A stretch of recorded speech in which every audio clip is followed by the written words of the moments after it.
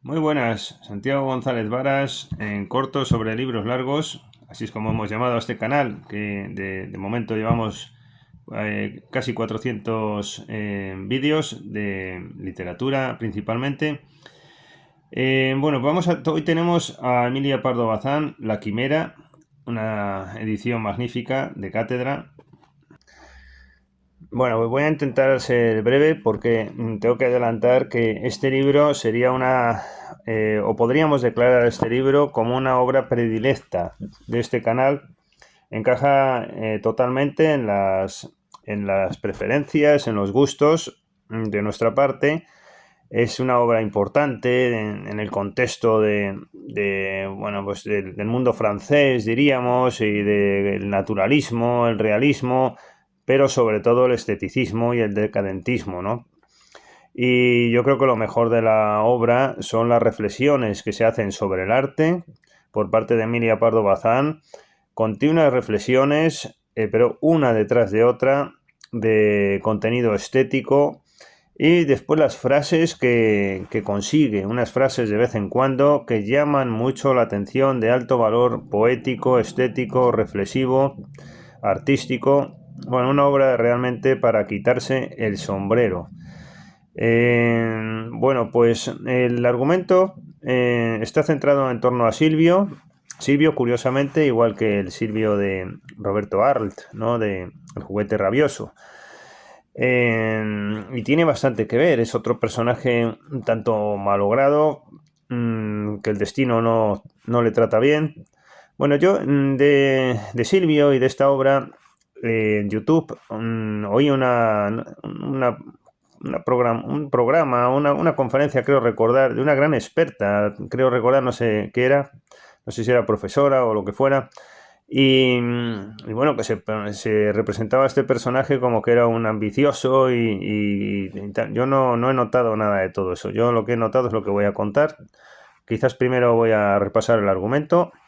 Está centrado, como decía, en torno a Silvio, un pintor en la zona de Madrid, principalmente. Se describen los ambientes del lugar. También es verdad que esta novela es muy de descripción de ambientes, muchísimas páginas, una obra muy extensa.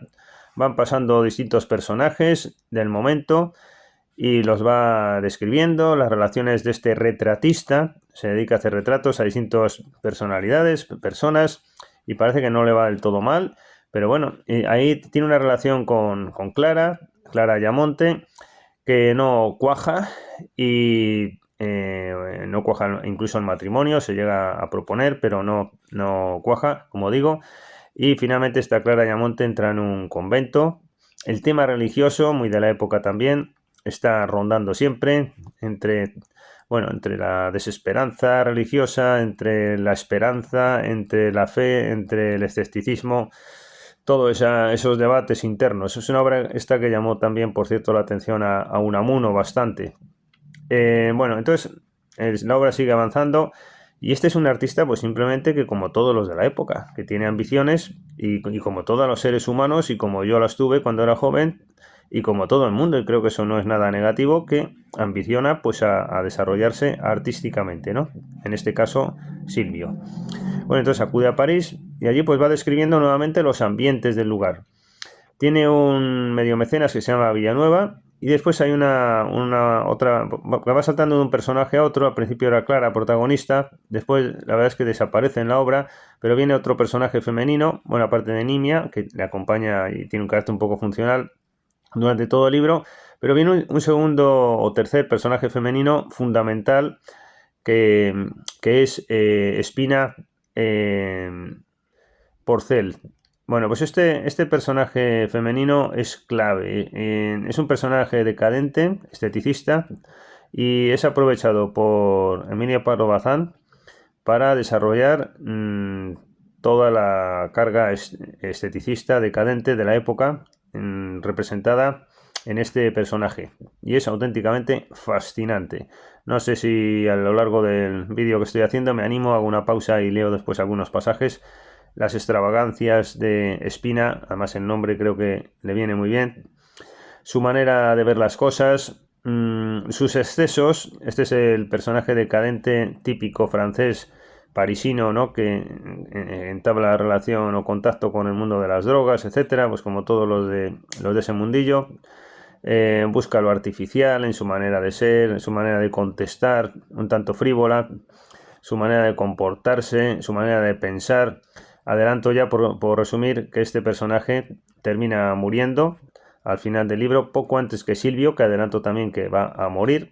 Y de hecho hay unas páginas maravillosas también sobre una especie de premonición de la muerte, pero es que está contado por Emilia Pardo Bazán con tal arte, ¿no? Con tal dominio de la prosa y de la poética mezclada. A mí me ha parecido una obra realmente fascinante, quizás de las mejores que he leído, y desde luego en este canal que somos enamorados de este género del esteticismo, etcétera, como sentido del arte, donde el arte se encuentra a sí mismo, ¿no? Y en torno a la belleza, nuclearmente, esencialmente, pues claro, esta obra, como digo, es fundamental. Yo creo que debería tener más fama incluso.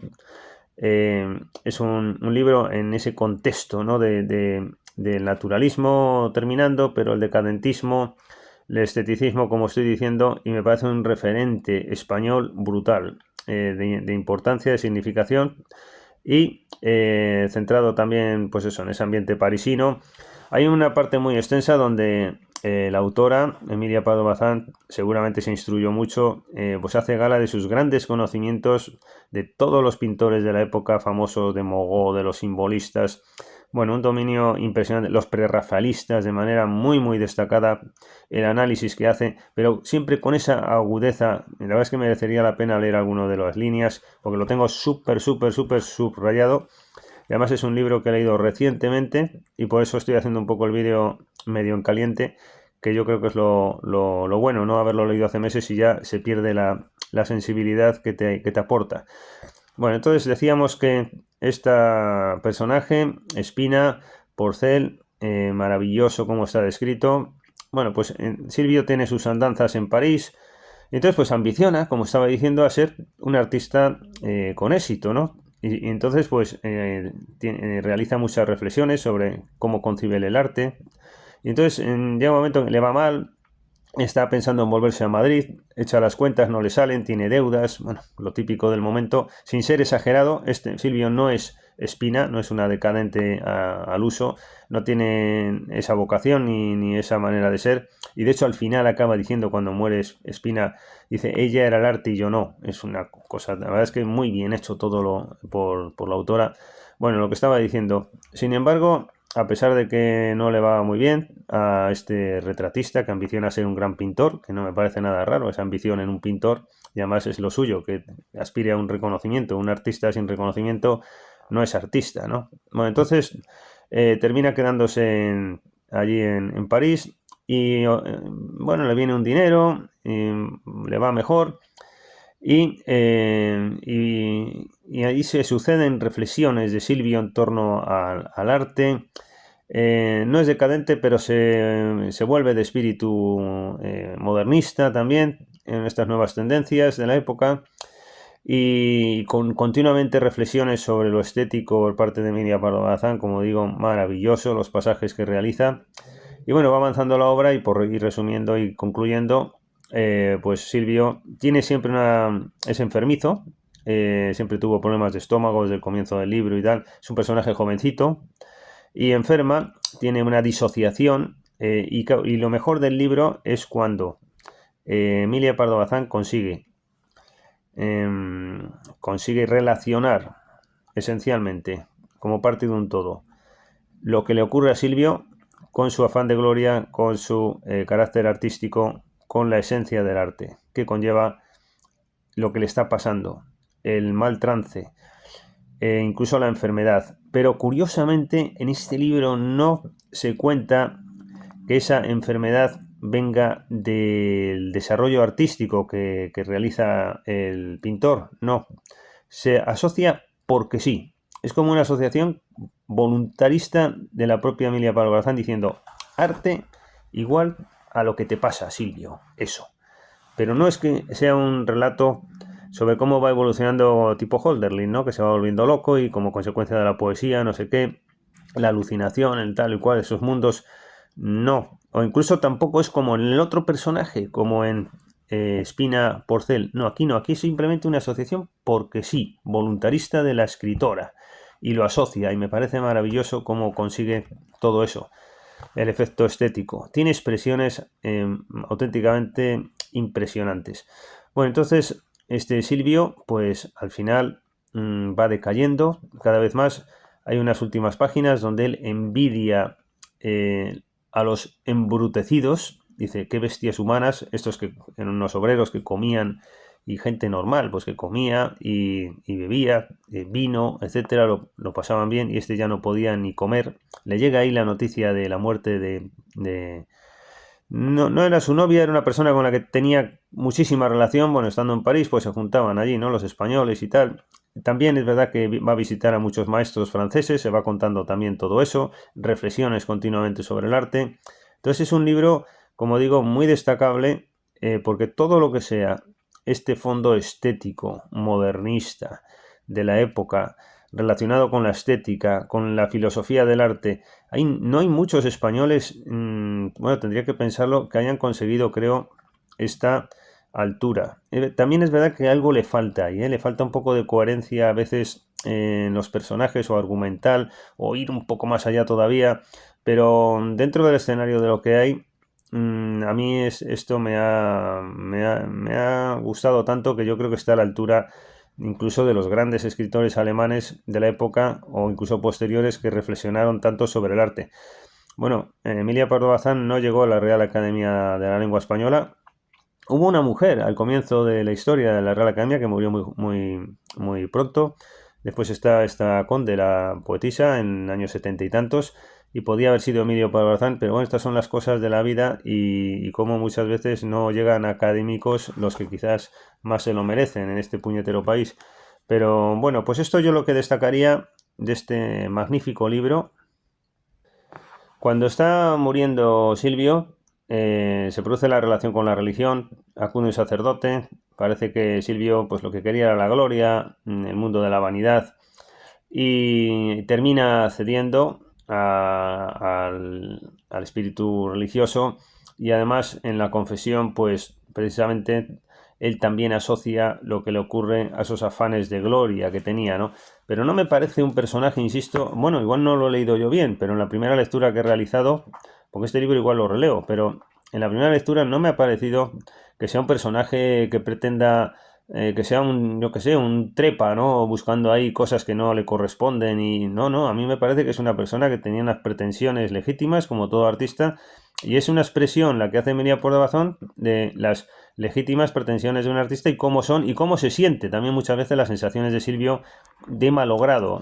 Qué artístico es todo eso, ¿verdad? Cuando no se consigue, como la mayoría de los artistas, su objetivo, pues todas las sensaciones que surgen. Parece que es que el mundo en realidad no está hecho para ser artista, ¿no? Porque los que lo son, generalmente, como en otro pasaje de este libro también se dice, muchas veces tienen un carácter hasta funcionarial, oficinesco, y los que no llegan a serlo, como este Silvio y tantos otros, pues igual han padecido una vida que si lo hubieran llevado de otra manera, de manera rutinaria, ordinaria, como la mayoría, panza burguesada se llega, o alma burguesada, creo, alma o panza se dice por Emilia Pardo Bazán en algún otro pasaje, por cierto, burguesa, ¿no? Pues habría sido posiblemente menos infeliz, ¿no? Cuando está confesándose o en esa situación como moribundo dice, he palpitado en la página 557, he palpitado por glorias y triunfos, engaño, polvo, nada. Y se arrepiente incluso de no haber tenido la relación con Clara y que ella pues terminara en un convento por su culpa, ¿no? Y después la manera de escribir. Bueno, aquí mismo es que es continuamente un pasaje tras otro magnífico, ¿no? Pero aquí mismo en esta página 556 dice, fue en medio de aquel spleen, el spleen, ¿no? Del famoso Baudelaire y todos estos, de las cosas sumergidas, anegadas, hechas papilla, entre el gorgotear del agua, lento, fastidioso, plañidero e insistente. Bueno, es por la manera de escribir, ¿no? Toda esta forma de descripción muchas veces también del hastío vital, que es una palabra muy modernista, muy presente en todo este libro. Y después continuamente Emilia Pardo Bazán, las palabras cultas que usa una tras otra y también muchas veces vocablos franceses o de otras lenguas. Es que estoy viendo así al azar, ¿no? En la página 553, esto, ¿no? La sensación que se tiene por el artista o el hombre en general cuando está en un trance ya, un desenlace final y dice, ¿no? Dice, le dolía de lo que no había hecho, ¿no? Estaba la sensación de una obra sin cumplir. Esta que sensación tan típica, ¿verdad? De tener en edad avanzada de que no has cumplido tu objetivo. No eres un fracasado, Silvio tampoco lo era, yo creo, pero mucha gente incluso ha triunfado. Miren ustedes Carlos V, ¿no? El que yo creo que ha sido el mayor triunfador de la historia y sin embargo se retiró a Yuste con la sensación de no haber cumplido sus objetivos y que le quedaba todo por hacer y que no había logrado. Esto, una cosa es el fracasado y otra el malogrado, como decíamos en otro vídeo que se titulaba así la obra, ¿no? De Bernhardt, esa gran novela. Bueno, pues, y aquí pues, ya digo, continuamente, dice aquí, ¿no? En este contexto, el sentimiento que tenía Silvio de pasar sin dejar huella era también manifestación inconsciente del inexplicable, de lo inexplicable, del victorioso apego vital. Bueno, pero yo ya digo que no lo veo como una crítica ni nada anómalo esas pretensiones de Silvio, sino que, bueno, pues me parece hasta razonable que tenga un apego vital, ¿no? Pero es verdad que Emilia Pardo Bazán nos lo contrapone al final un poco a lo religioso, muy de ella, por cierto, y en este caso, pues, con un cierto triunfo, diríamos, de lo segundo, ¿no? De lo religioso sobre las pretensiones de vanidad y tan humanas, por otro lado, no tan bíblicas. Bueno, pues yo creo que con esto lo voy a dejar. Hay muchas más cosas, pero así nos hacemos una idea. Muchas gracias por la atención, como siempre, y hasta el próximo libro.